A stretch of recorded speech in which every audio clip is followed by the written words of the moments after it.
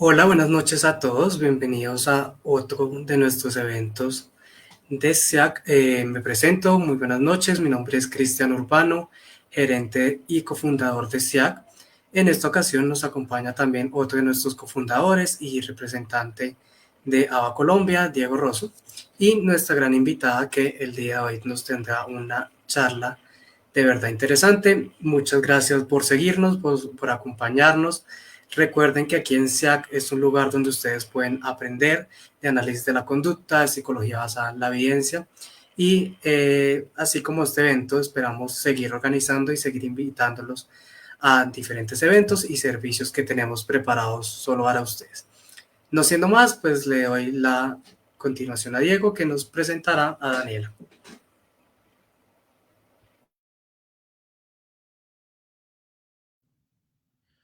Hola, buenas noches para todos. Gracias, Cristian, por la presentación de SIAC y de pues, lo que se viene. También queremos decirles que hacia el final de esta presentación vamos a estar, digamos, anunciando otra vez algún par de servicios que de pronto puede que a algunos de ustedes les va a interesar. Entonces, pues ojalá no se lo pierdan y si no, pues lo podrán ver en la repetición. Y pues nada, siendo acá honrados, perdón, ya me estoy confundiendo con el inglés y toda la cosa. Muy honrados, Daniela, que hayas aceptado esta linda y interesante invitación para exponer parte de tu trabajo, tus ideas, tanto a nivel de SEA como a nivel de ABA Colombia. Y pues nada, paso a presentárselas. Ella es Daniela Rocha Jurado. Daniela es psicóloga y maestra en psicología clínica con énfasis en análisis del comportamiento, de la graduada de la Pontificia Universidad Javeriana en la sede de Bogotá, graduada en el año 2020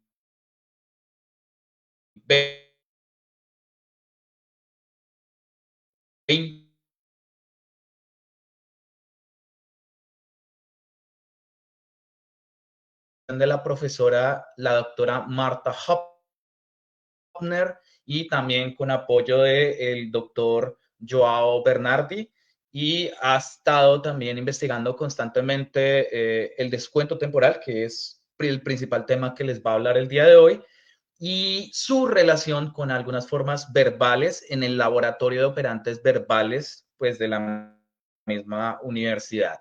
Adicionalmente, Daniela también ha estado investigando transferencia de funciones entre estímulos visuales y táctiles con estímulos braille y los efectos de estímulos visuales sobre el descuento social. A eso se le suma también que Daniela ha hecho un magnífico trabajo en empezar a aprender sobre derivadas y modelación matemática y también, digamos, ha estado tratando de abordar el tema del descuento temporal, no solo en términos de las recompensas hipotéticas, sino también en términos de las recompensas experienciales o reales, como de pronto les va a hablar el día de hoy. Entonces, pues quisiera echarle más flores, pero a ella no le gusta tanto ese tipo de cosas aparentemente. Entonces, le doy la palabra a Daniela. Dani, muchísimas gracias por aceptar y adelante, pues. No, gracias a ustedes por la invitación y bueno, gracias a los que están conectados. Em, la idea de hoy es hablarles un poquito sobre lo que he avanzado en mi trabajo, sobre todo en las ideas que he ido como desarrollando, debatiendo en relación al descuento temporal.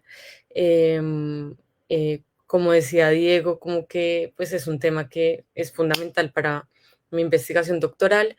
Em, Solo que pues aproveché este momento y este espacio para exponerme un poco y para presentar no directamente como los resultados que tengo hasta el momento de mi investigación, a pesar de que les voy a mostrar así como una imagen medio spoiler de lo que he ido haciendo, sino más bien como para desarrollar algunos debates justamente sobre cómo se entiende el descuento temporal y hasta dónde lo podemos llevar. Mm, Solo como antes de comenzar, Cristian o Diego, si en algún momento me trabo, pueden avisarme o por acá o por WhatsApp y estoy pendiente. Y bueno, vamos ahí. También si en algún momento como que ven que está difícil de entender, me pueden avisar para que vaya más lento. Entonces, bueno, como lo dijo Diego, yo soy Daniela Rocha Jurado, estoy haciendo mi doctorado en Psicología Experimental en la Universidad de Sao Paulo, bajo la orientación de la profesora Marta Hübner, en el laboratorio de operantes verbales, porque pues como que el objetivo principal de mi investigación es relacionar el descuento temporal con algunos estímulos verbales, pero hoy no les voy a hablar directamente de estímulos verbales, sino específicamente de descuento temporal y específicamente su relación con la ley de igualación. Entonces, pues comencemos. Quiero presentar como un panorama sobre el descuento temporal. El descuento temporal se refiere a la disminución del valor de una consecuencia en función de la demora en su entrega. Entonces, como algunos de ustedes saben, fundamental para el análisis del comportamiento y el comportamiento operante, bueno, y aunque pues también en otras formas de comportamiento el tiempo es fundamental, pero en el comportamiento operante, pues se supone que una respuesta va seguida de una consecuencia y ese seguida de, en algunas explicaciones como más tradicionales de la teoría del refuerzo, se da bajo principios como de contigüidad, es decir, que tanto el comportamiento como su consecuencia sean contiguos en espacio y en tiempo, pero lo que pues estudia justamente el descuento temporal es cómo al separar temporalmente una actividad de su consecuencia, pues se puede ver afectada esa relación de refuerzo. Entonces, el descuento temporal, a pesar de que ha estado anclado a muchos temas, tal vez también más aplicados, como el consumo de sustancias, la impulsividad o comportamientos problemáticos, digamos que podría ser considerado como un factor central en la manera en que entendemos el comportamiento operante, porque finalmente nos está hablando sobre esa proximidad que hay entre un comportamiento y sus consecuencias. De esta forma, pues puede ser también determinante para entender lo que llamamos reforzador, y lo pongo ahí en la presentación entre comillas porque pues es una palabra que uno piensa que está como definida como un cuadradito, pero con el tiempo uno comienza a darse cuenta que tal vez no, tiene varias aristas en su definición. Entonces, bueno, sobre el descuento temporal también es importante decir que suele estudiarse en situaciones de elección, en donde un participante, sea humano o no humano, debe escoger entre recibir una consecuencia mayor esperando un intervalo de tiempo mayor o escoger una consecuencia menor que es un poco más inmediata. Suele ser en ensayos repetidos en donde el animal o el humano, bueno, sobre todo en animales, se hacen varias elecciones y esas elecciones suelen seguir un proceso de ajuste que es basado en procesos de ajuste psicofísicos, en donde a partir de una elección inicial, entre una consecuencia mayor y una menor con diferentes demoras, se ajusta uno de los parámetros de las consecuencias hasta que se alcance un punto de indiferencia. Entonces, bueno, esto como que así descrito es extraño, pero les hice como un esquemita para imaginárnoslo. En una tarea de ajuste, la idea es encontrar el valor subjetivo de una consecuencia en relación al tiempo. Entonces creamos una tarea de elección con dos opciones. Entonces acá tenemos una opción A, cantidad 1, con una demora 1, versus cantidad 2 con demora 2. Fijamos 3 de las 4 variables experimentales y variamos sistemáticamente una a partir de las elecciones de los participantes. En humanos, a veces esa variación no se da a partir de la elección de los participantes, sino que ya está fija en la tarea experimental. Pero pues igual se ajusta entre ensayo y ensayo. Bueno, es importante que se defina el tamaño de ese ajuste, es decir, qué tanto vamos a modificar las opciones entre el ensayo 1 y el ensayo 2. Si digamos estamos modificando la demora, esa demora se va a ajustar en 1 segundo, 2 segundos, o si estamos trabajando con un tiempo mayor en 1 mes, 2 meses, 3 meses, eso va a determinar un poco como qué tan grosera o qué tan sensible es nuestra medida. Tenemos que definir otra variable como la variable de condición, es decir, es una variable que se va a mantener fija mientras encontramos un punto de indiferencia y una vez lo encontremos, modificamos también esa variable de condición, idealmente como mínimo 6 veces para obtener 6 puntos de indiferencia y poder hacer ajustes de modelos matemáticos. Y bueno, definimos el número de condiciones y definimos el punto de indiferencia. Entonces, usualmente en humanos, entonces vemos que le pedimos a la persona escoger entre dos opciones. Opción 1 con demora 1 versus opción 2 con demora 2. Y vamos ajustando, por ejemplo, la demora. Entonces, o la cantidad. Usualmente es la cantidad en humanos. Entonces, esto, ¿cómo se ve cuando ajustamos, por ejemplo, la cantidad? Digamos que tenemos 1 millón de pesos en la cantidad 1, 1 millón de pesos en la cantidad 2. La demora de la opción 1 va a ser inmediata, la demora de la opción 2, solo para este ejemplo, va a ser 1 mes y 6 meses. El ajuste va a ser de 200.000 pesos. Y vamos a exigir como cambio necesario un cambio únicamente. Entonces, le preguntamos a una persona, ¿qué preferiría usted? ¿1 millón de pesos hoy o 1 millón de pesos en un mes? Entonces la persona dice, no, pues obviamente prefiero 1 millón de pesos hoy. Entonces ajustamos. Ahora, ¿usted qué prefiere? ¿800.000 pesos hoy o 1 millón de pesos en un mes? Entonces, de nuevo, la persona dice, no, prefiero como que hoy. Bueno, llegamos a un punto de indiferencia. ¿Qué pasa? Digamos que cambio de preferencia. Entonces, lo que hacemos es reajustar. Se ajusta la variable, digamos, condicional, que sería 1 mes, 2 meses, 6 meses. Y volvemos a comenzar a preguntarle con las dos cantidades iguales, ¿qué prefiere? Hasta encontrar de nuevo que la persona pues cambia de elección, digamos que ya no quiere, ya dice, no, pues podría preferir 1 millón en 6 meses si solo me van a dar 400.000 pesos hoy. Y así vamos ajustando en diferentes condiciones hasta tener varios puntos de indiferencia. Entonces digamos que este modelo, esta tarea lo que nos permite es tener una relación entre un atraso fijo y el momento en que la opción 1 vale lo mismo que la opción 2, medido en la magnitud de la consecuencia que le estamos entregando al participante. Claro, esto pues les estoy mostrando un ejemplo de cómo se vería esto con humanos, pero con animales esto se vería pues en otras unidades bien distintas, porque podríamos trabajar, por ejemplo, con segundos de atraso y con cantidades de, por ejemplo, tiempo de acceso a comida o a bebida, o cantidad de comida y bebida que le vamos a entregar al animal. Y eso, digamos que cambia un poco la manera en que los datos se ven, porque pues las escalas van a ser muy diferentes y por ende también la forma en que vemos los datos va a ser distinta. Aún así, pues siendo escalado, por supuesto, lo que se espera es relacionar el valor subjetivo que encontramos, o sea, el punto de indiferencia, en función de la demora que determinamos como fija. Vamos a encontrar como unos punticos así similares a esta gráfica, que es totalmente hipotética y solo con fines pedagógicos acá.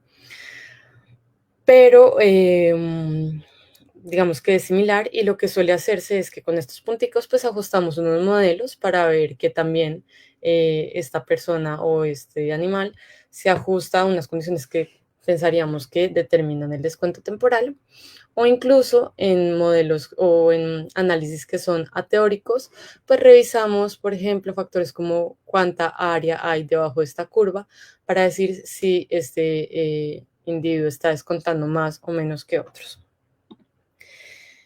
Entonces, eso es como se ven, así es como más o menos se ven los procedimientos de descuento. Y a partir de esos procedimientos de descuento, lo que hacemos es evaluar estos modelos, como mínimo estos 3, digamos que son los principales en descuento temporal que se evalúan, para ver si nuestro participante pues se ajusta a un decaimiento monotónico que se relaciona con lo que en otros experimentos se ha encontrado, cuando pues lo que estamos viendo es el valor del reforzador en función del tiempo. Entonces, pues no me voy a demorar mucho en esto, pero es importante que sepan que hay varios modelos que se han propuesto para entender el descuento temporal. Uno, pues inicial, fue el modelo exponencial, que viene más desde la economía, y lo que dice es que el valor de una consecuencia se iguala a su cantidad elevado negativamente a una tasa de descuento multiplicado por el atraso. Y este modelo entonces predice que según las condiciones de magnitud y demora de esa consecuencia, pues siempre se va a mantener como una preferencia por alguna de las dos opciones o más. Y estando así como está, el individuo no cambiaría de preferencia, a pesar de que pues pueda hacer las elecciones en diferentes momentos. Entonces, ¿qué es lo que estamos viendo en la pantalla? Además de los modelos, estamos viendo las predicciones en este momento del modelo exponencial. Acá está en el eje Y el valor subjetivo, en el eje X el tiempo.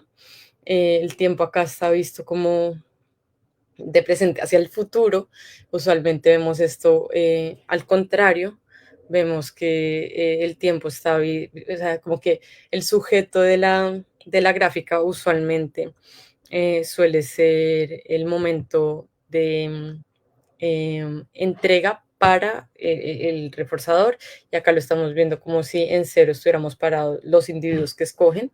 Entonces eso hace que sea como un poco diferente a lo que usualmente se suele ver como modelo de descuento, solo que esta versión de la tarea de la gráfica con el eje invertido lo que nos permite es ver si hay cambios de preferencia y en qué momento se alcanzan ciertos valores subjetivos en relación a los diferentes reforzadores que podríamos elegir en una situación de elección en función a la demora.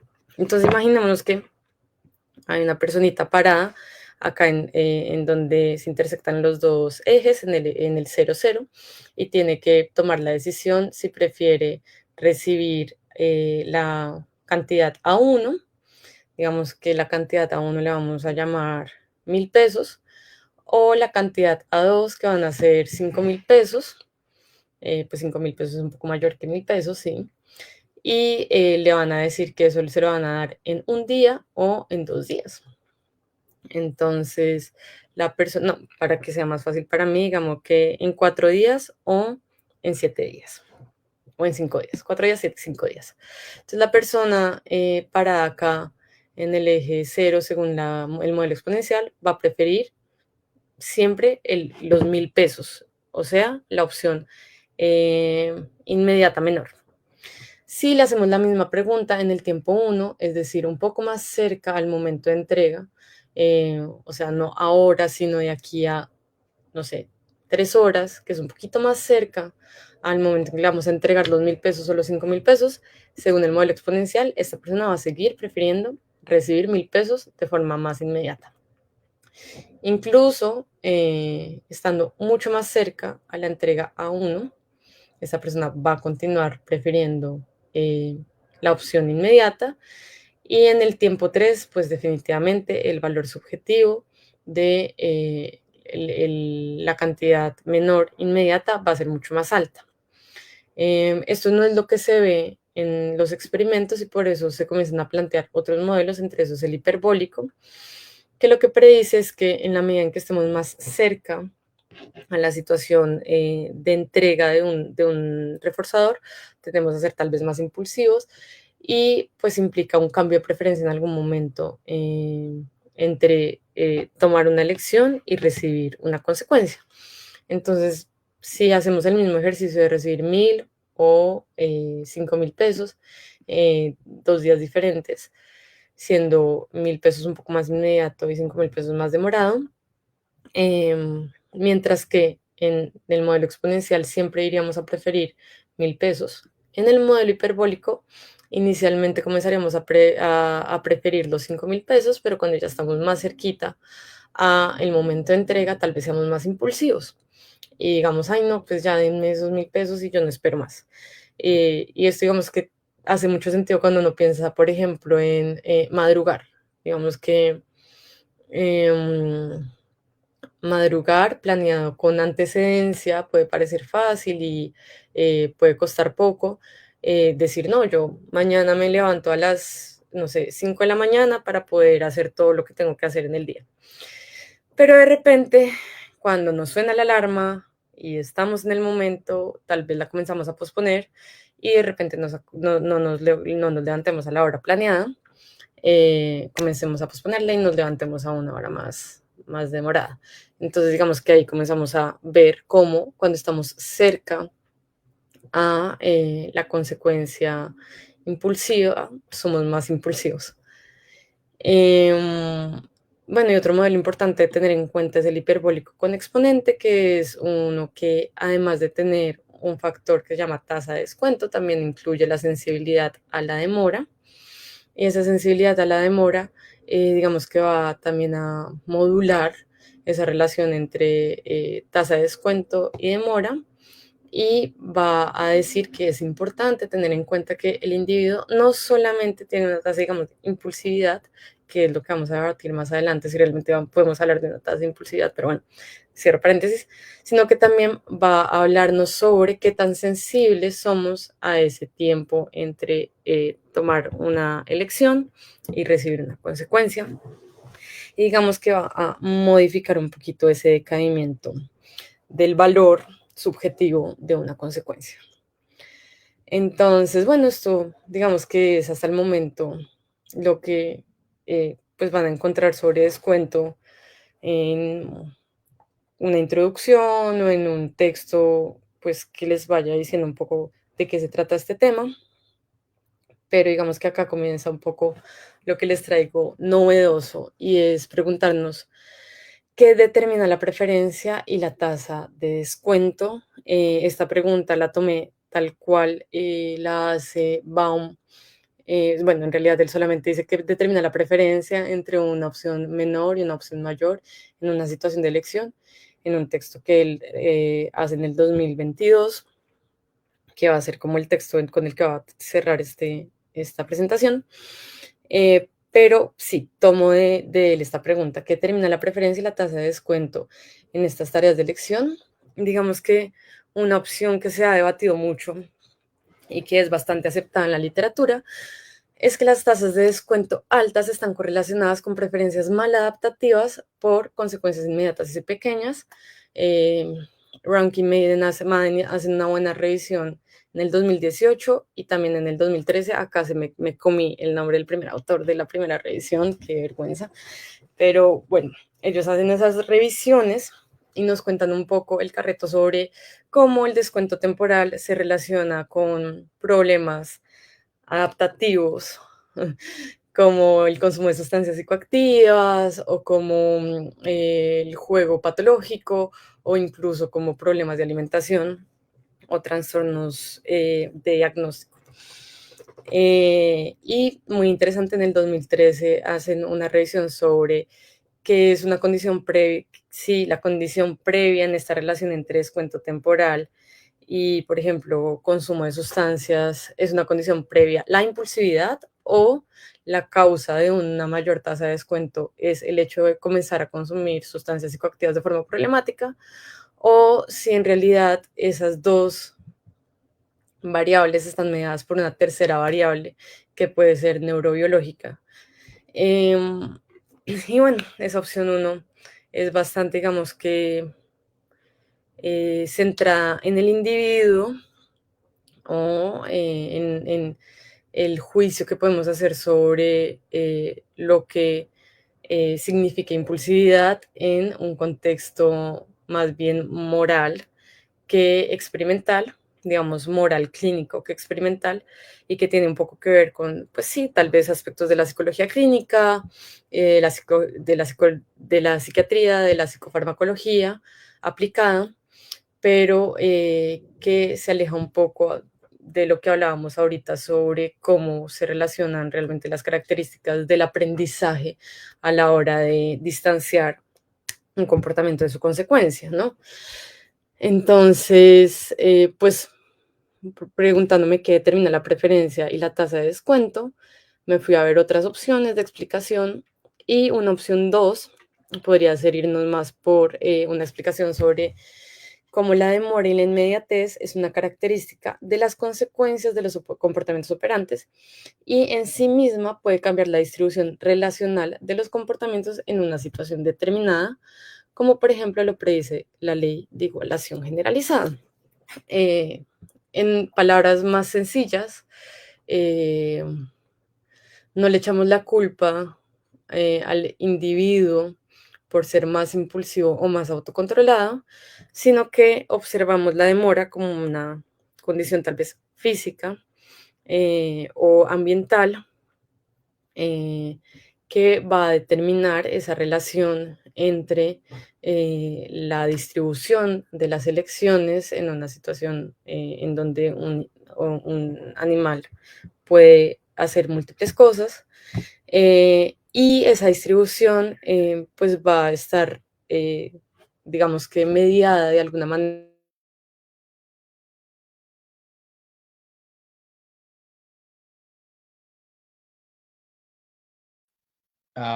Creo que perdimos a Daniela, entonces danos un momentito que ya pueda regresar. Supuesto, hay Dani, factores. Dime, te acabas de perder un momentico, entonces no sé si quieras repetir un poco lo último que dijiste. ¿hasta qué punto se quedaron? Estabas hablando de parte de la opción 2 y luego se te cortó. Entonces, si quieres, repite la opción 2 y Bueno, ya. opción 2, voy a leerla y voy a seguir para no perder mucho tiempo y ya después, digamos que me estaba igual enredando. La demora o inmediatez es una característica de las consecuencias de los comportamientos operantes y en sí mismo puede cambiar la distribución relacional de los comportamientos en una situación determinada, como lo predice la ley de igualación generalizada.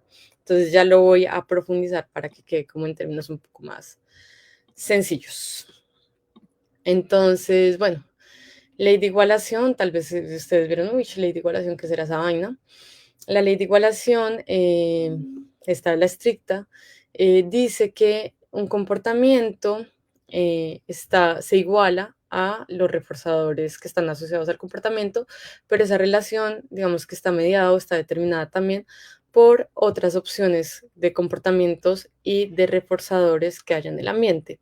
Es decir, si vemos que B significa elección o comportamiento, miren que ese B no es una relación de igualdad con el R, que es reforzador, sino que está dividido por B1 más B2, siendo 2 otra opción de comportamiento. Entonces, digamos que si yo ahorita tengo la opción de hablar con ustedes o salir a rumbear, entonces, digamos que mi elección de estar acá hablando con ustedes no solamente está determinada por las consecuencias positivas que pueda tener con esta charla, sino también con la relación de otras opciones como salir a rumbear y lo chévere que puede ser eso y las consecuencias positivas que eso me puede traer.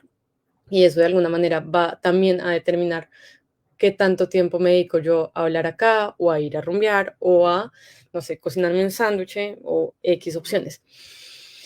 Y esas X opciones son importantes porque al inicio la ley de igualación solamente tenía en cuenta, digamos, los comportamientos que estaban establecidos por las condiciones experimentales, pero de repente entonces como que se consideró que además del B1 y el B2, que son los comportamientos que podrían ser en condiciones experimentales con animales, presionar una palanca y picotear un botón, por ejemplo, en palomas, de repente los investigadores dijeron, vea, pero es que esta paloma no solamente picotea el botón y le hace clic a tal otra cosa, sino que también da vueltas, se rasca, no sé, aletea.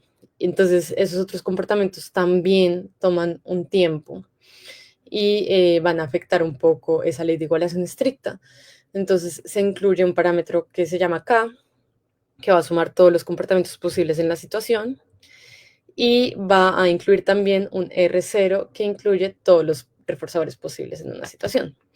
Entonces, estas leyes lo que nos dicen, más allá de esos números, esas letras y esos símbolos, es que la distribución de un comportamiento y el valor de un reforzador es relacional.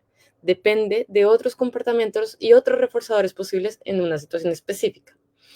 Y además, porque traigo esto acá si estamos hablando de descuento temporal? Porque desde un inicio la ley de igualación habla sobre la ubicación del comportamiento en un tiempo.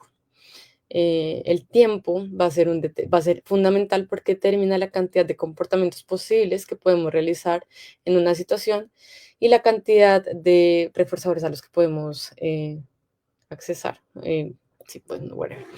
Así, aún sin estar en la ecuación, el tiempo termina siendo importante y la inmediatez también podría llegar a serlo.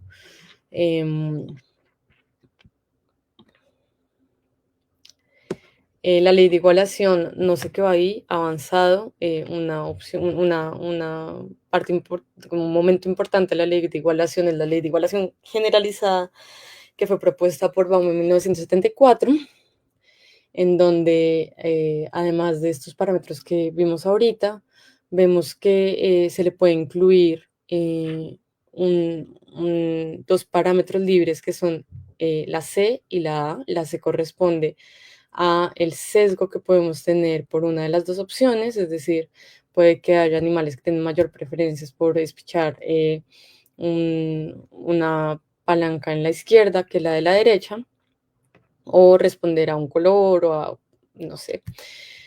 Y la A se refiere a la sensibilidad que se tiene a esos reforzadores. Entonces, la ley de igualación generalizada se suele presentar en estas dos versiones, en una versión exponencial y en una versión logarítmica. Y bueno, se hace logarítmica para que se pueda linearizar y que sea más fácil como de observar la relación y analizar los datos. Y es interesante porque esta versión se ha utilizado para entender en detalle qué es la sensibilidad, qué es el sesgo, y ahí también vuelve a aparecer un poco el factor temporal, que más adelante va a ser explícito. Entonces, la igualación puede verse afectada por la sensibilidad a los reforzadores y por sesgos a la tarea, y la sensibilidad puede corresponder con fenómenos psicofísicos y el sesgo a condiciones, bueno, puede corresponder a las condiciones experimentales. Entonces, eso es interesante porque justamente, digamos que buscando entender los parámetros libres, se ha logrado llegar a entender esos parámetros no como inferencias a partir del comportamiento de los participantes, sino tal vez como también posibles medidas que podemos tomar directamente en condiciones experimentales. Entonces, acá, digamos que este fue mi intento de acercar el descuento temporal con la ley de igualación, en donde, asumiendo el modelo hiperbólico del descuento temporal, que es el que más se ha solido como aceptar teóricamente, basado en los datos que se han recogido sobre cómo descuenta a los individuos las consecuencias, y basado en que el valor subjetivo del reforzador puede ser signo mínimo de la R que veíamos en la anterior ecuación, esta R. Entonces, podemos incluir, espérense que no cambie de diapositiva, acá. Podemos incluir el modelo hiperbólico con un poquito de álgebra en esta ecuación, que quedaría como una igualdad entre la tasa de comportamiento igualada a la sensibilidad multiplicada por el logaritmo de la cantidad de un reforzador multiplicado por 1 más la tasa de descuento multiplicada por la demora del otro reforzador dividido por la versión contraria más el logaritmo de el sesgo. Entonces, lo que controla la conducta no será la cantidad objetiva de los reforzadores, sino su valor subjetivo en función de la demora. Ahí puse un asterisco que esto posiblemente podría ser una posible tautología porque ve la distribución o la tasa de comportamiento puede ser igualada también al valor subjetivo, por ejemplo, como se ve en la ley concatenada y que lo analiza Racklin, pero bueno, igual me arriesgué como a mostrar un posible acercamiento a la introducción del descuento temporal en la ley de igualación. Bueno, y acá en realidad esto era para la anterior diapositiva. Les puse unas gráficas de cómo se suele ver la ley de igualación graficada cuando lo vemos de manera relativa cuando lo vemos en función como B1 dividido B2, y cuando ponemos B1 dividido B2 en su versión logarítmica. Entonces, digamos que acá simplemente es un poco como para imaginarse cómo se ven los datos cuando tenemos, igualación, overmatching y undermatching, que es cuando está un poquito, digamos que cuando hay alguna desviación a lo que se esperaría de la igualación estricta. Pero pues lo que vemos es que cuando tenemos una cantidad que se espera que las respuestas se igualen a sus reforzadores. Entonces, bueno, algunas consideraciones de esa propuesta, digamos, muy primitiva tal vez, de la unión entre la ley de igualación y el descuento temporal, es que K se multiplica dentro del logaritmo con los valores y demoras de cada una de las opciones, es decir, K no solamente como que no va solo, sino que tiene un efecto que no es separable de las condiciones del entorno. Lo que podría, digamos, que decirse en otras palabras, la impulsividad no sería fija y su efecto depende del contexto de la elección. La sensibilidad y la tasa de descuento covarían y pueden estar correlacionadas. Y el sesgo no será afectado por el valor subjetivo ni la demora, sino que sería una constante en este modelo. Y aquí simplemente como que boté, esto era lo que les decía, que iba a ser como un spoiler de lo que estoy investigando. Una forma en que podríamos tal vez, esta imagen no está analizada para la ley de igualación, pero su formato da como una sensación de decir que sí hay algo de igualación en condiciones de elección en descuento temporal. Acá lo que realmente estamos viendo son los puntos de indiferencia entre, entre las elecciones que un individuo hace por una opción que demora cierto tiempo para obtener 15 puntos y otra opción que demora cierto tiempo para obtener 5 puntos. Entonces, en los ejes estamos viendo factores temporales en segundos y los puntos indican en qué momento para los participantes dio igual recibir 5 o 15 puntos en una condición experiencial de descuento temporal comparada con una hipotética. No hay diferencia entre las dos, pero lo que sí se ve es que, digamos que en la medida en que la demora aumenta en una de las dos opciones, el punto de indiferencia también aumenta para la otra opción, y entonces vemos que se va igualando de alguna forma. Acá esto lo que está ajustando es esta ecuación que yo les puse en la esquinita, que es bien diferente a lo que estábamos viendo de la ley de igualación con el atraso incluido dentro de sí misma, pero digamos que tienta un análisis más relacionado a la ley de igualación. Pero digamos que ahí no me quedé porque dije, creo que mi propuesta puede ser una chambonada matemática, entonces vamos a ver qué más se ha dicho sobre cómo se relaciona la ley de igualación con el descuento temporal. Y me encontré con Baum en el 2022, que se refiere a su trabajo en el 2015 con esa misma ley de igualación generalizada, que ahora la llama la ley de distribución, creo que es Law of Allocation, en donde lo que hace es como, digamos, una versión un poco más generalizada aún de la ley de igualación generalizada y incluye, dice, bueno, una elección y dividida por la sumatoria de todas las posibles elecciones en un tiempo específico es igual al valor subjetivo de la consecuencia de I dividido en la sumatoria del valor subjetivo de todas las posibles consecuencias de los comportamientos que se pueden dar en esa situación.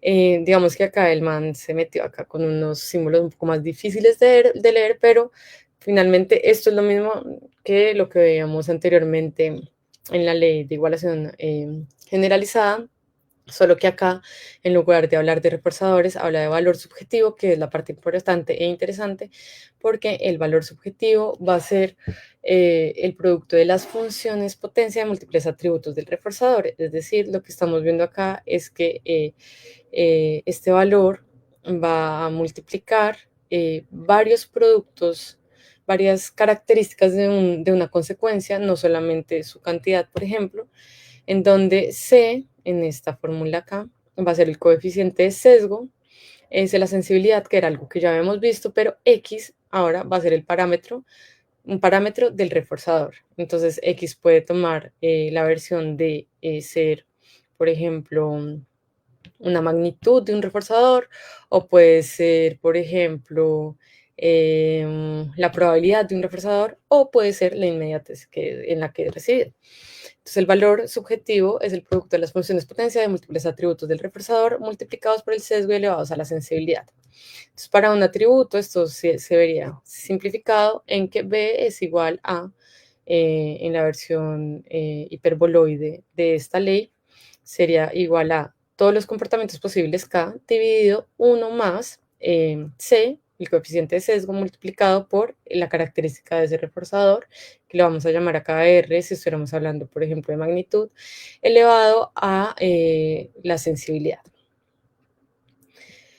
Entonces acá aparecen, ya no son solamente como los reforzadores en sí mismos, como una gran categoría, sino los reforzadores como una categoría que contiene múltiples atributos. Y dentro de esos múltiples atributos está la inmediatez, que es una manera en que en otra versión de la ley de igualación, que es la ley concatenada de la igualación, se habla sobre la demora, que tiene que ver con lo que hablábamos al inicio, del descuento temporal.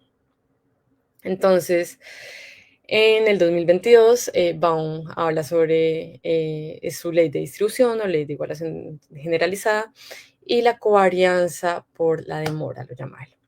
Entonces, él explica un poco sobre ley de igualación, hace un experimento muy interesante en donde pretende incluir la demora como un factor que él, digamos que pelea con la demora vista como demora en sí misma, justamente por su visión molar del comportamiento, y no dice, bueno, entre un comportamiento y su consecuencia también pueden haber muchos otros comportamientos que median entre el uno y lo otro. Entonces lo que vamos a hablar es de intervalo Lagui entre la consecuencia y el comportamiento. Entonces digamos que vamos a hablar de intervalos Lagui y no propiamente sobre demora. Pero cierro paréntesis, quedémonos con la palabra demora para facilitarnos la vida. Y lo que él hace es que en ese experimento, pues, intenta buscar cómo se relaciona esa ley de igualación con la demora o el atraso de una consecuencia. Y a lo que llega es que si W, esta W de esta ecuación, representa un intervalo de desfase por la inmediatez que se puede ver como 1 dividido a más x elevado a la SW, que si ustedes están parando bolas, les va a recordar a el formato de, muy lejos, creo que no había haber hecho esto, esta ecuación hiperboloide, se parece bastante el formato. Ahora volvemos al futuro.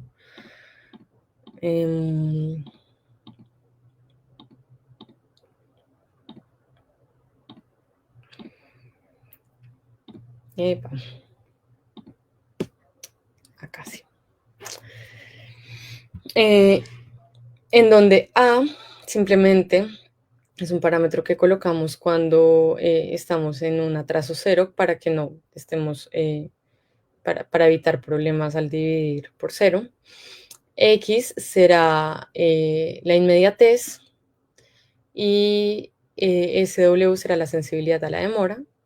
Es decir, es lo mismo que lo que estábamos viendo ahorita en el descuento temporal como una ecuación de descuento hiperboloide, solo que acá increíblemente elimina la K, que es la tasa de descuento, que es como el factor estrella que se analiza en el descuento temporal.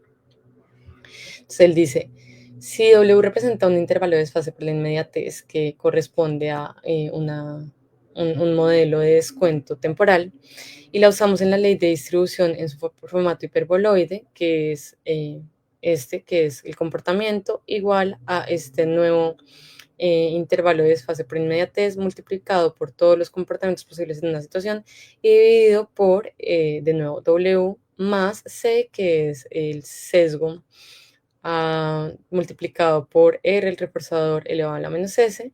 Queremos decir que esta fórmula de descuento temporal pues realmente está incrustada en el corazón de la ley de igualación.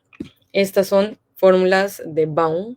La primera que les mostré fue un intento como de unir la ley de igualación con el modelo de descuento. Fue un intento mío medio chambón. Ahora ya tenemos una respuesta un poco más interesante, que es un análisis que Baum hace para incluirla a partir de los resultados de su investigación con descuento, como con una tarea bien novedosa sobre descuento temporal. Y pues las consideraciones o las suposiciones de este modelo que él propone es que, bueno, no se utiliza el parámetro K de descuento. En ese se utilizan los parámetros de la ley de igualación generalizada, K mayúscula, C y S, es decir, comportamientos totales, sesgo y sensibilidad, para evaluar el efecto de la inmediatez. Entonces, si recuerdan el inicio de la charla, nosotros nos preguntábamos cómo porque un reforzador refuerza y de alguna manera cómo los valores de descuento se determinan y cómo un individuo determina sus preferencias. Y acá, digamos que estamos incluyendo esas preguntas para decir que un reforzador definitivamente está de alguna manera determinado por la inmediatez de su presencia. De hecho, en los resultados de esa investigación, lo que se encuentra es que, como desentrañando y aplicando esta fórmula a los datos, hay una correspondencia entre una disminución en la relación entre la consecuencia y los comportamientos en la función de feedback correspondiente a el experimento que realizaron. Entonces, lo que termina siendo este parámetro sería como mediar en la fortaleza, así en términos bien antiguos, del refuerzo. Entonces, pues una pregunta que habíamos hecho inicialmente, que determina la preferencia y la tasa de descuento. Y la respuesta podría ser: la demora en la inmediatez afecta el total de comportamientos durante un periodo de tiempo determinado, y al cambiar el tiempo que el animal usa para ejecutar las respuestas operantes, cambia la unidad en que se mide el total de sus comportamientos. Es decir, el tiempo en una condición de demora modifica la cantidad de comportamientos posibles en una distribución limitada, cambiando así también la distribución del comportamiento en su totalidad. Eso es lo que encuentran en Baum 2022, y que refiere también a las primeras propuestas de Baum sobre la ley de igualación y sobre el análisis molar del comportamiento. Y aquí puse una cita interesante sobre lo que encuentran, y es que el intervalo entre la respuesta y el reforzador afecta la tasa de respuesta y la elección, pero no necesariamente debe considerarse como un retraso o demora.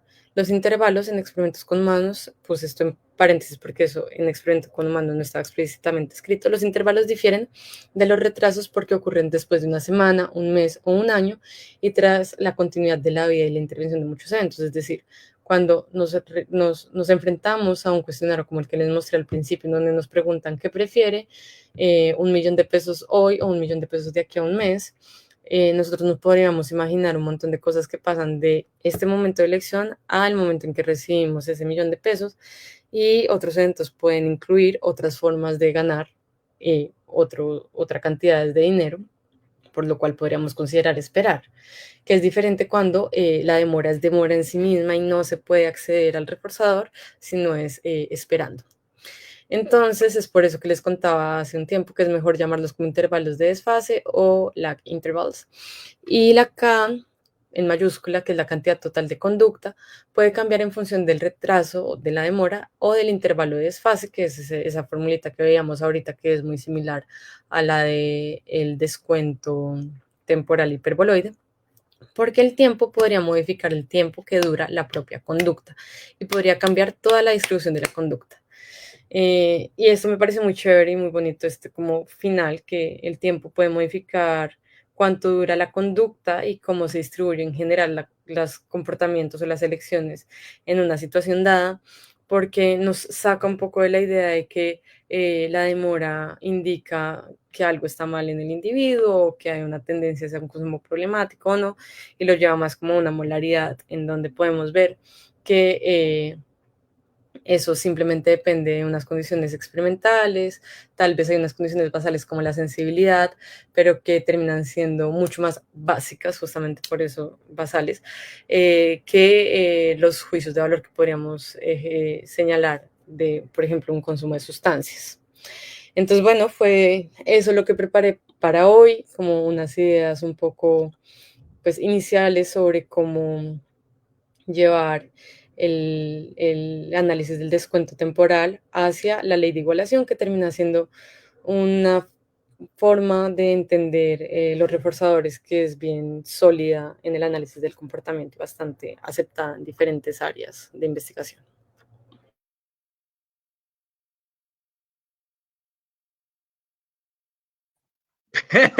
Perdón, sin querer nos estábamos quitando y volviendo a colocar. Ok, muchísimas gracias, querida Daniela. Como ustedes pueden ver ahí, también se me olvidó mencionarlo al inicio. Daniela también es miembro del Semillero de Análisis Experimental de la Universidad Nacional, de la cual Cristian y yo somos también miembros. Yo ya he graduado, evidentemente, pero en fin. Ok, Soy súper adoptada chévere. informal del semillero. No, no, no, no, no, eres adoptada formal, querida. Ahí estás por algo. Ok, bueno, mientras vemos si de pronto hay algunas preguntas, por ahora hay una de Alejandro. No sé si de pronto puedas aclararle, si no, yo también puedo ayudar ahí con la pregunta. Dice, en la hipérbole de Herstein, la K serían conductas precurrentes. Bueno, acá en la hipérbole de Bernstein son todas las conductas que se pueden realizar en en una determinada situación. Y usualmente toma un valor, digamos, sí, también es como un parámetro libre porque es difícil Ujú. medir todos los comportamientos que un individuo puede tener en una situación, a pesar de que hay experimentos que pueden observar, por ejemplo, no recuerdo en qué experimento es, pero es un experimento en donde la base de la caja tiene como es sensible al movimiento del individuo, entonces puede más o menos calcular qué tantos movimientos hace dentro de la caja. Pero igual, digamos que eso sería una medida un poco también brusca para evaluar todos los posibles comportamientos en una situación dada y suele ser más bien un parámetro que se estima a partir de el tiempo que se tiene Ujú. para el experimento. Realmente, Alejandro, se maneja, digamos, en el modelo original de Herstein, el que presentó Daniela, se maneja como una totalidad de conductas operantes. Entonces, en ese sentido, no podría pensar que efectivamente todas las otras conductas que tú no estás analizando con esa ecuación podrían considerarse como conductas precurrentes. Sin embargo, eso es una visión, digamos, relativamente bastante molecular en contraste a como, por ejemplo, lo diría Baum o como lo diría Racklin. ¿Por cuál asunto? Ah, bueno, y también como lo diría Staddon. ¿Y el asunto cuál es? El asunto es que yo podría hablar de que dentro de esa K hay conductas precurrentes de otras conductas operantes, efectivamente, porque de una u otra manera son conductas que anteceden y preparan, digamos, otros estímulos discriminativos para poder llegar, digamos, al reforzador relacionado a esa conducta en particular. Esa es una forma de verlo. Sin embargo, otra forma de verlo podría ser es como, bueno, efectivamente hay un par de conductas precurrentes de conductas operantes, pero también hay un par de conductas que pueden ser consideradas conductas adjuntivas o conductas, digamos, por aprendizaje pavloviano o en general conductas que tienen, digamos, una alta relevancia a nivel filogenético de la especie. Entonces, no necesariamente en esos casos podrían ser todas conductas precurrentes. En algunos casos perfectamente podría ser la inducción de un patrón de acción modal o algo particular específico de la especie. Pero digamos que eso es saliéndose del modelo de Herstein. Depende mucho, entonces, como de pronto te podrías imaginar, que depende de qué modelo matemático y qué teoría vas a usar para responder, digamos, a esa idea de la K en la ley de igualación. Y bueno, pues no sé si de pronto, no sé si alguno de los espectadores tendrá más preguntas. Mientras tanto, no sé, Cris, ¿tienes alguna pregunta? No, de momento no. Ok, listo. Dani, yo sí tengo un par de preguntas en particular, mientras de pronto algún espectador se anima a hacer otra. Por un lado, yo conozco la respuesta, pero sí creo, no sé si el público la conozca, pero ¿qué es eso de ley de igualación estricta? Porque de pronto, no sé si lo aclaraste, de pronto eso ayuda a que la gente entienda un poco a qué te refieres antes de pasar a las otras, ¿no? Bueno, digamos que la idea es como que la ley de igualación tiene una historia, digamos que es una ley que ha cambiado bastante y comienza con una propuesta un poco más sencilla en donde se habla de que el comportamiento pues es relacional y se iguala a sus reforzadores, estando dividido por el comportamiento sumado con otra opción de conducta. Por ejemplo, lo que les decía es como eh, usualmente en esquemas concurrentes, en programas concurrentes, los animales van a tener dos opciones de respuesta y lo que vamos a hacer es medir los comportamientos de esas dos opciones y analizarlo en función de las reforzadores en esas dos funciones, en esas dos opciones. Y de alguna manera podría decirse que es estricta porque es como lo que está puesto en las condiciones experimentales, pero de repente lo que comenzamos a ver es que eh, los datos no son exactamente como, sí, como que no hay un match justamente estricto o igual entre las dos. De No repente es, hay un, sí, dime. no hay necesariamente, digamos, una igualación de la proporción de conducta con la proporción de reforzadores. Ajá, Entonces, no es necesariamente el 60% de respuestas en A, no necesariamente siempre coincide con el 60% de reforzadores, a veces podría ser con el 40% de reforzadores. ajá, exacto.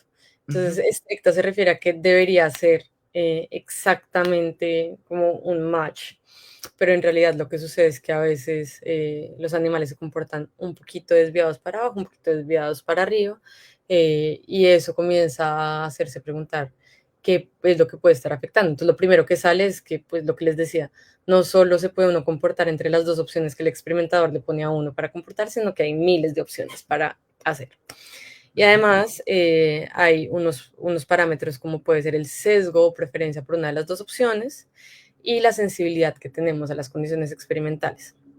Eh, entonces ahí comienza a tenerse algunos parámetros que nos van a decir, hay una igualación, pero no es estricta, sino que se puede desviar un poquito y no significa que en realidad sea un mal modelo, sino que pues reconoce otros factores relevantes a la hora de hablar de reforzadores. Ok, ok, ok. Dice Alejandro, ay, esto está muy chistoso. Dice, creo que es difícil hacer preguntas porque matemáticas. Suele pasar, Alejandro, tranquilo, a todos nos pasa. Eso es muy chistoso. Ay, Ok, perdón. no, no, no, fresca, fresca. Tampoco es como que sea un tema tan sencillo de explicar. No, además, Eh, me enredé un montón porque también estaba un poquito nerviosa. no, fresca, fresca, fresca. Los espectadores no juzgan, nosotros tampoco.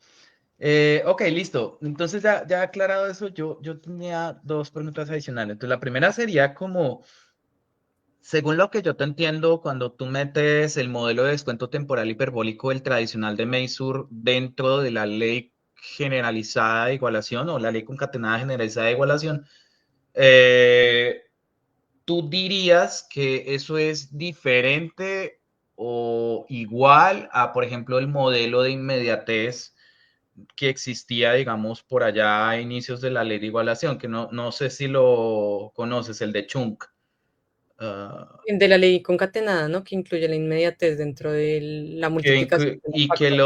y que previo a eso estaba el experimento de Chunk y Herstein, donde tú tienes parámetro I, que es el Ujú. que después en concatenada.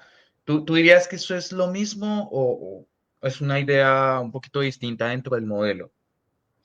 Pues hay dos cosas que hay ahí. Digamos que La manera en que yo lo metí inicialmente es no a la ley concatenada, sino a la ley generalizada.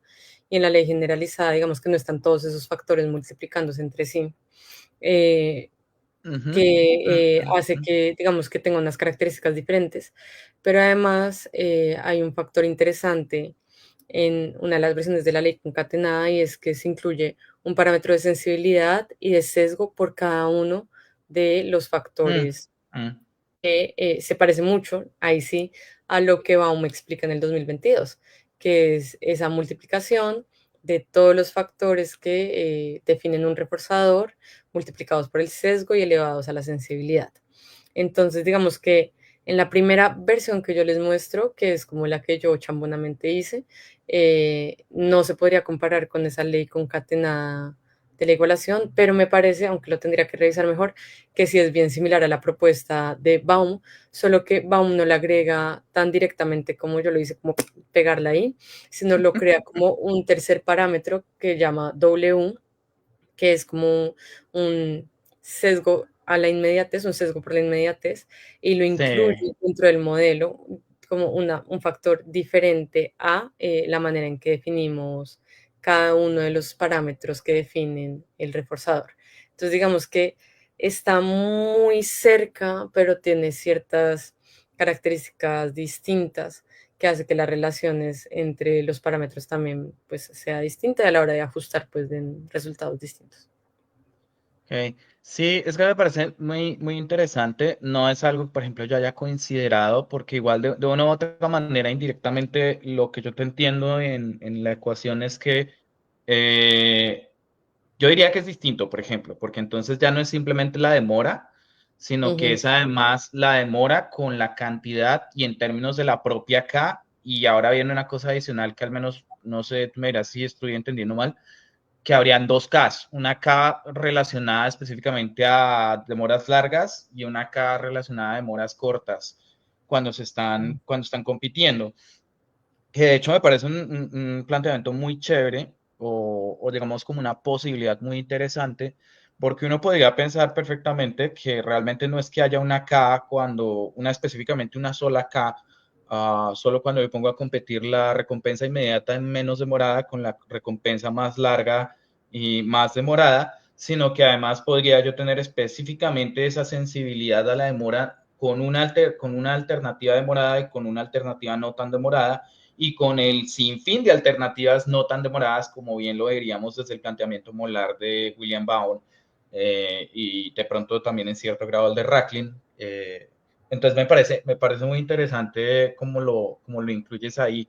Sería muy chévere que lo lograras evaluar. O no sé si, digamos, por ejemplo, el grafiquito que mostraste es derivado de eso o solo estás pensando la idea de evaluar, digamos, esa ecuación, porque la verdad me parece una idea muy loca e interesantísima, la verdad. Todavía no, o sea, no, se me ocurrió, o sea, lo he estado trabajando esta semana, todavía no me he puesto Ah, ok, a ok, mirar ok. realmente cómo se ve, pero digamos que sale justamente de esa gráfica que les mostré, que parece como si fuera un experimento de ley de igualación, pero en realidad no lo era, y estaba evaluando Ujú. otro modelo y comencé a decir como, ven, pero esto tal vez me está dando señales hacia un nuevo análisis que se tenga que hacer, y sobre todo con esto que digamos que nace de una pelea de entenderla acá como un parámetro de personalidad y más bien entenderla como un fenómeno que puede describir, no, como un parámetro que puede describir condiciones del fenómeno del refuerzo. De hecho,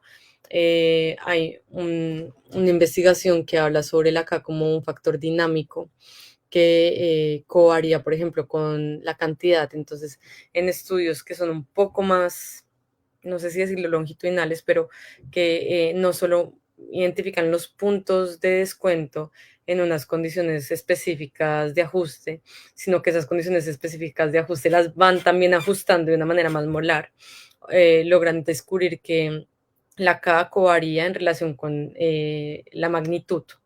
Entonces, magnitud y K cambian entre sí y eso hace que cuando tenemos diferentes magnitudes de reforzador, pues sea difícil comparar o correlacionar el valor de K, así sea para un mismo individuo, porque finalmente esa persona pues va a ser más o menos impulsiva según la magnitud del reforzador que tenga que elegir. Entonces digamos que hay muchos como señales que nos indican que la K en realidad no es un parámetro de personalidad. Pero volviendo un poco a tu pregunta sobre el número de Ks, en realidad yo no lo pensé así como dos Ks diferentes Ok. por modelo, sino que se ubican en dos momentos de la ecuación, uno como Ya. denominador y otro como divisor, pero en realidad es la misma K. Ok. Y en donde sí hay dos Ks que tienen dos significados diferentes es en el ajuste de Baum. Ah, no, mentiras. De hecho, es interesante porque en el ajuste de Baum podrían haber dos Ks, pero en realidad hay una K mayúscula y elimina la K de tasa de descuento. Y la K mayúscula se refiere a todos los Mete la W. comportamientos de la ley de igualación. La K de descuento la Ujú. elimina del panorama y eso no lo explica en su artículo. Él simplemente dice como, podríamos incluir esta fórmula hiperboloide del descuento temporal. Cuando uno la ve con detalle es como, uy, acá falta algo. Qué extraño. Como casi me engaña, pero no. Pero yo creo que puede ser un poco también anclado a esa discusión sobre cómo definiríamos K. Y si ya tenemos otros parámetros en la ecuación para que K, si lo podríamos como distribuir en sensibilidad al atraso, en sensibilidad a los reforzadores y en el sesgo que puede haber en la distribución del comportamiento. Ok, ok. Bastante más claro. De todas maneras, la idea loca me parece una idea interesante por explorar. Entonces, tú verás si la quieres explorar, yo qué sé. Es A mí interesante. algo, sí. Y la otra cosa que de pronto me generó curiosidad, aunque creo que ya lo aclaraste, pero igual pregunto.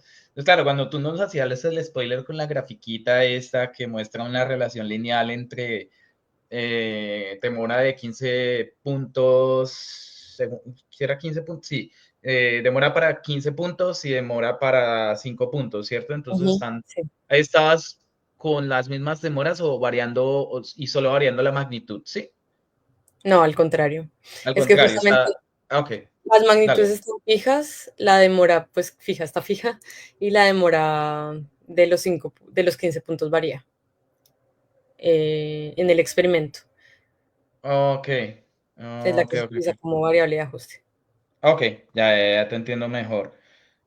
Entonces, yo tenía la duda de, ¿tú qué opinas si yo dijera que eso de pronto me está insinuando a mí que hay una igualdad de parámetros K, pero respecto sin importar el tipo de reforzador, entiéndase la cualidad del reforzador, o si se refiere específicamente solo a la cualidad de presentación, entiéndase la situación experiencial o la situación hipotética?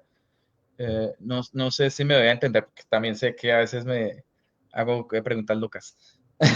No sé si te hiciste entender, pero me parece que dijiste dijiste una palabra clave chévere, que es la cualidad de los reforzadores, Ujú. porque justamente los modelos de ajuste están realizados para que utilicemos el mismo reforzador, digamos que cualitativamente es igual, y lo que suele cambiar son las magnitudes de ese reforzador. Y muchas veces cuando lo elevamos a condiciones aplicadas, se habla de diferentes reforzadores. Entonces, cuando se habla de drogas, es como, esto puede definir como una persona elige entre drogarse ya o tener una vida saludable, que literal lo leí y así me parecía sorprendente que alguien escribiera ese tipo de cosas tan prejuiciosas, pero bueno. Tienes que mandarme la referencia de eso porque yo tampoco estoy en acuerdo con ese tipo de Afirmaciones. afirmaciones. No, Lo peor solo es que el tiene... texto está muy bien hecho, pero bueno, digamos que tiene unas afirmaciones súper controversiales y terribles. Pero Eso no, entonces, más es allá que... del juicio de valor, digamos que lo cualitativo lo ignoran, ¿no? O sea, es muy distinto lo que puede generar el consumo de sustancias como una consecuencia reforzadora a lo que puede generar, no sé, hacer ejercicio y tener una vida saludable como consecuencia reforzadora. Entonces ahí como que eliminan la forma en que realmente se ha investigado a nivel básico eh, esa relación de descuento y la generalizan a reforzadores cualitativamente distintos y con una valoración de magnitud en realidad como muy muy basada en la ética y al bien pensar y al bien sentir, y no propiamente a las diferencias de magnitud que puede tener una u otra elección. Pero creo que para allá no iba tu pregunta iba más a la comparación entre reforzadores hipotéticos y reforzadores experimentados, experienciados. Experienciados, sí, reales, como quieras llamarlo, pero sí, no, de hecho sí contestaste parte de mi pregunta, pero sí, no sé si vas a agregar algo con esto de la cuestión hipotética y real. Eh, Dale. Digamos que eso es lo que realmente, para comparar reforzadores cualitativamente diferentes, lo que tendríamos que hacer dentro de este paradigma tradicional de cómo evaluar el descuento temporal, no es correlacionar, no es ajustar cualitativamente dos reforzadores distintos, como por ejemplo poner a la persona a elegir entre recibir realmente una opción o recibir hipotéticamente otra opción, porque digamos que es una pregunta que desajusta toda la lógica del experimento, sino que lo que se hace es hacer un experimento uno, experiencial o real, y hacer un experimento 2 hipotético y comparar los resultados de cada uno de esos experimentos a nivel del análisis de los datos. O sea, en el momento en que analizamos los datos, aplicamos algunas pruebas de correlación o diferencias estadísticas y ahí podríamos decir si son similares o diferentes, pero cada procedimiento va por lugares aparte, son dos tareas independientes entre sí. Ok, ok, no, perfecto, perfecto, súper. Listo. Hay otra pregunta de Alejandro. Dice, entonces K es como repertorios básicos de conducta, pero en función de la magnitud, o ya me hice bolas. ¿Tú qué dices? Digamos que cada,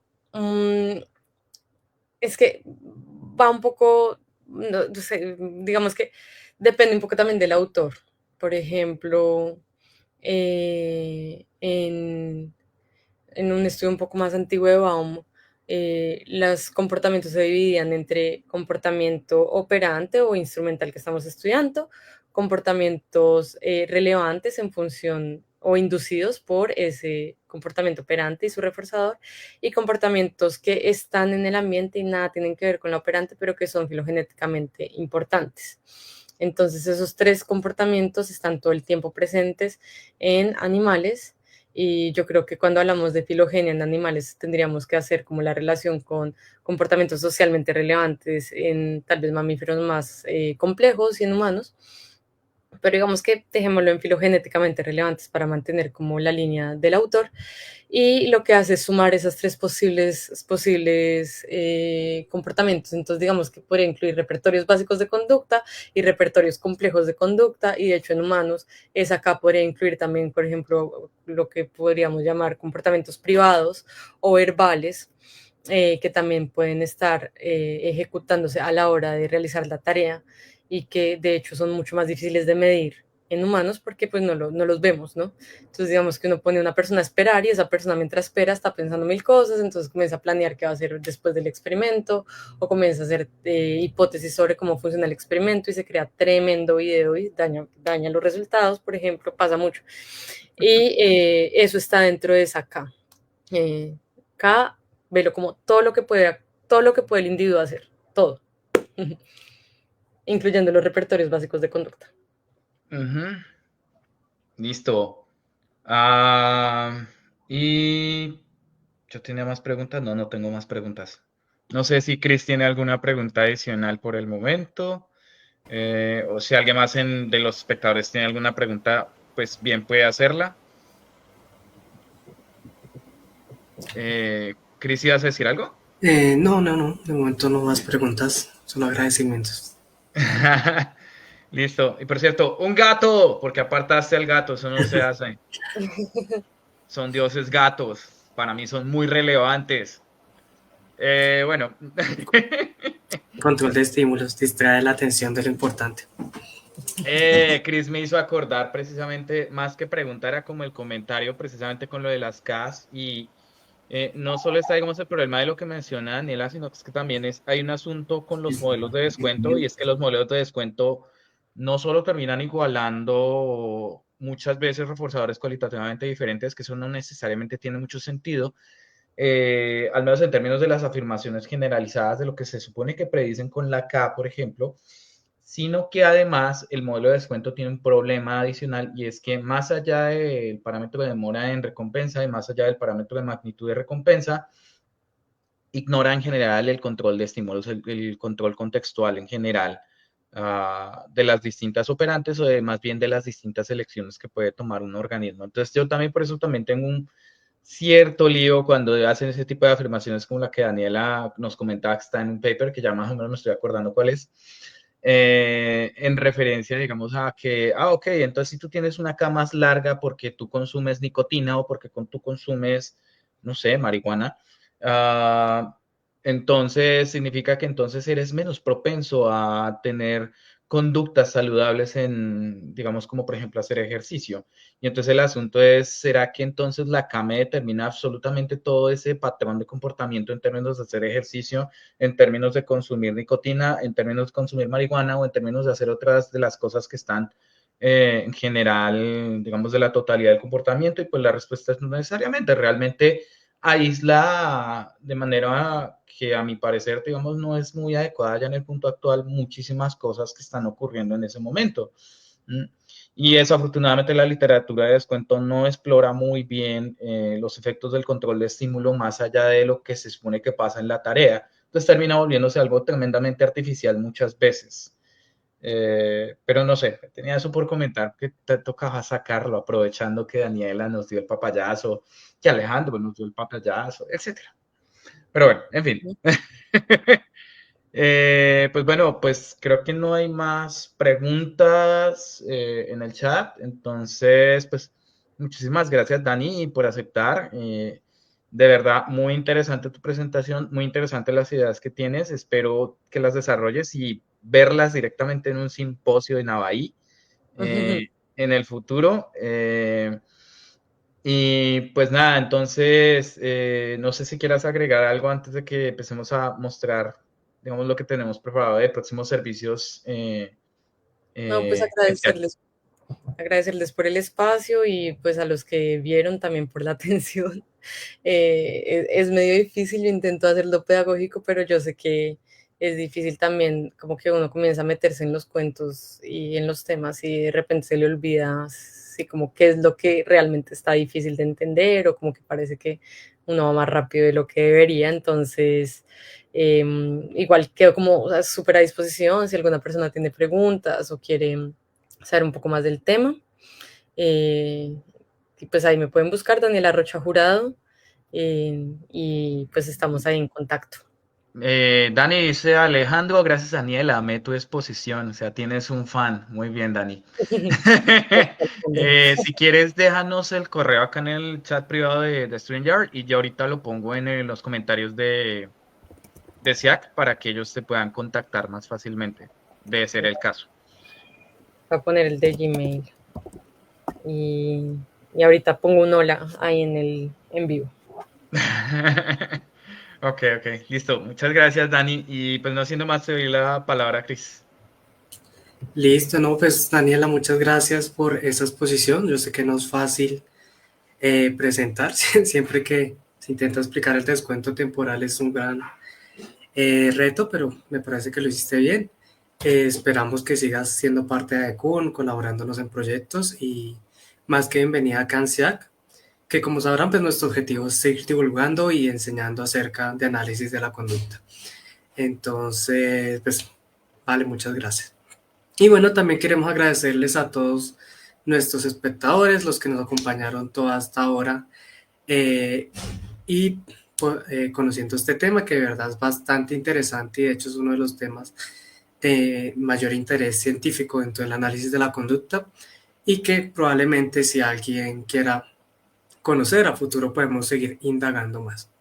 No siento más, pues quiero hacerles una invitación enorme. En SIAC pues ya estamos abriendo nuestra agenda de cursos y servicios para todos aquellos interesados que quieran como profundizar más y especializarse más en lo que es el análisis de la conducta y la psicología basada en evidencia. Y justamente uno de los cursos con los que vamos a empezar es Conductismo Molar Contemporáneo nivel 1, que vamos a tener la fortuna de que lo dicte nuestro mentor, el profesor Arturo Clavijo, que es un curso más especializado si quieren saber cómo los avances después del conductismo radical y estas nuevas tendencias en conductismo molar. Son más que bienvenidos. No sé, Diego, si quieres ampliar un poco más de ese curso. De verdad es un curso bastante bonito que Diego ayuda a montar y pues que en esta ocasión el profesor Arturo lo va a dar. Entonces, como ustedes Sí, sabrán, el doctor Arturo es una eminencia en todos estos temas y de verdad sería una excelente experiencia que pudieran tomarlo con él. Sí, yo simplemente quisiera agregarles que sé que varios de ustedes han estado interesados en tomar el nivel uno y algunos el nivel 2 desde hace rato. Por ahora, digamos, si no estoy mal, está programado sobre el nivel uno, ¿cierto, Cristian? Sí, Listo, entonces por ahora pues tienen esta opción, van a ver las bases filosóficas, lo que es el debate molecular versus molar, que es un debate bastante interesante y que conceptualmente tiene un montón de relevancia, como ya se acabaron de dar cuenta en la actualidad. Y digamos que van a tener claro como de dónde parten este tipo de cosas en el debate dentro de la literatura de teoría operante skinneriana en adelante y que tiene que ver David Premack y que tiene que ver el equilibrio molar ahí en relación, digamos, a todo ese debate que muchas veces se ignora bastante.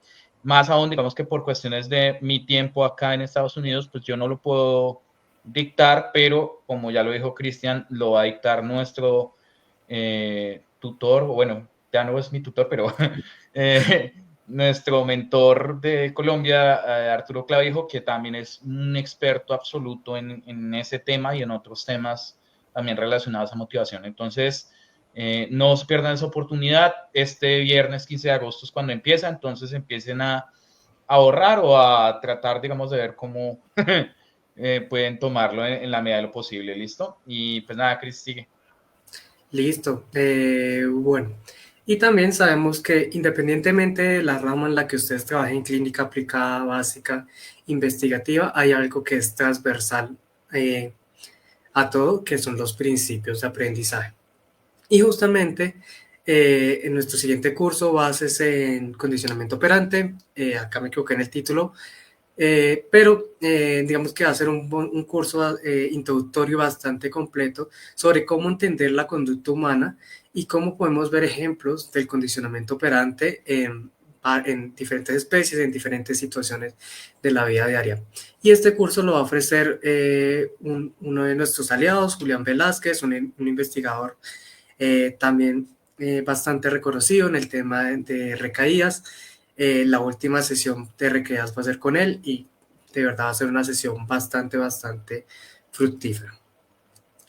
Y bueno, a finales de agosto, para todos aquellos estudiantes de pregrado, de maestría o clínicos que digamos quieran profundizar en cómo hacer un análisis funcional, nuestra cofundadora Laura Suárez va a dar un taller introductorio de 5 horas, un taller bastante básico, bastante introductorio, que pues es uno de los talleres que más nos han pedido y que más hemos dictado. Es un curso bastante bonito en el cual ustedes pueden volverse bastante expertos en hacer análisis funcional. Y ya para el mes de septiembre, octubre, tenemos algunos otros cursos. Eh, Abriremos una nueva versión de gestión efectiva de conductas desafiantes en el espectro autista que lo voy a estar dirigiendo yo. Un curso bastante completo en el cual se enseña todo el plan de manejo comportamental, bastante recomendable. Y finalmente, ya para octubre y finales de septiembre, unos nuevos servicios que probablemente les interesarán. Entonces, ustedes en esta presentación habrán visto que para realizar experimentos como los de descuento temporal se requieren ciertos software. Pero si ustedes quieren hacer este software, a veces no es tan fácil hacerlos, tienen que saber de programación o tienen que sacar un dinero para pagar programadores. Sin embargo, pues hay una herramienta gratuita que incluso tiene un servidor gratuito y que es bastante simple y bastante intuitiva, que es JSI. Entonces, este curso lo estamos montando con el profesor Arturo Clavijo y yo, y les enseñaremos a hacer experimentos de forma sencilla, rápida y efectiva, a recoger datos, a sistematizarlos para que puedan realizar sus procesos investigativos.